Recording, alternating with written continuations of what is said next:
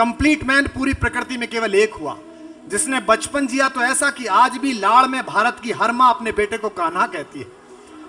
जिसने जवानी जी तो ऐसी के इश्क में पागल लड़के को कॉलोनी में लोग कहते हैं बड़ा कन्हैया बना फिरता है। जिसने युद्ध रचाया तो ऐसा कि 5 निर्वासित बच्चों को विश्व की सबसे बड़ी अक्षौणी सेना के सामने विजय दिलाई, और जिसने ज्ञान दिया तो गीता जैसा पर 1000 नोबेल पुरस्कार कुर्बान किए जा सकते हैं। केहू काल गति से परे चिरंतन, अभी यहां थे अभी यहीं हो। कृष्ण अकेले पुण्य पुरुष हैं जिनसे 2 युगों में 2 महिलाओं ने प्रेम किया। द्वापर में राधा ने और कलयुग में हमारी मां मीरा ने। और दुनिया की हर स्त्री अपने पुरुष से, प्रेमी पुरुष से इस बात पे नाराज रहती है कि दूसरी महिलाओं को प्रेम क्यों करता है। अकेले योगेश्वर कृष्ण हैं जिनसे सब प्रेम करती हैं और सब आपस में भी प्रेम करती हैं कि हम सब प्रेम करते हैं। जय जय जय जय। बापू, हमारे बाबा सूरदास ने कहा राधा से बोले नहीं 4-5-6 दिन कृष्ण, बोले नहीं, बात नहीं की तो राधा नाराज हो गई। तो राधा उपवास पे चली गई। दुनिया का पहला आमरण अनशन और दुनिया की पहली आत्महत्या की चेतावनी, धमकी सूरदास ने लिखी, आपकी तालियां गूंजेंगी।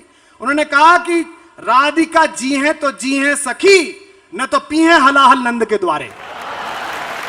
नंद के दरवाजे पे जहर पी के मरेंगे, नहीं तो राधिका के साथ बात करो। ये केवल कृष्ण को प्राप्त था। तब मैं कहता हूं केहू काल गति से परे चिरंतन, अभी यहां थे अभी यहीं हो। में केवल एक हुआ, जिसने बचपन जिया तो ऐसा कि आज भी लाड़ में भारत की हर मां अपने बेटे को कान्हा कहती है।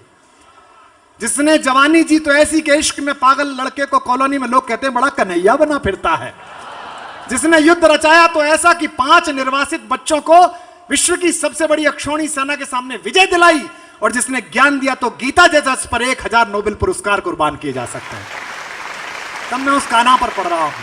केहू काल गति से परे चिरंतन, अभी यहां थे अभी यहीं हो। कभी धरा पर कभी गगन में। बालकृष्ण ने पूछा मां से कि तू तो कहती थी सूरज पूरब में निकलता है, मैं चिड़िया दिखा रहा था बलदाऊ को पश्चिम में, सुबह सुबह तो सूरज उधर था। तो मां ने कहा तुझे क्या पता, तू त्रैलोक के क्या स्वामी है, जिस दिशा में इंगित कर देगा सूर्य और चंद्रमा को उधर जाना ही पड़ेगा, ये उनका काम है। कि कभी धरा पर कभी गगन में, कभी कहां थे कभी कहीं हो।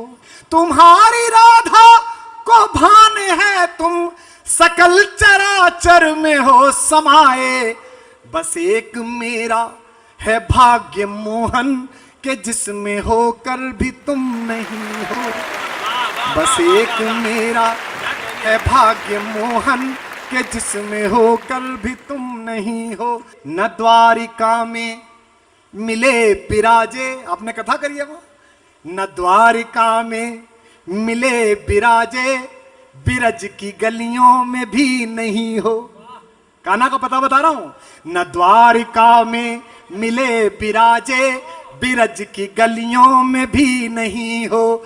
न योगियों के हो ध्यान में तुम, अहम जड़े ज्ञान में नहीं हो।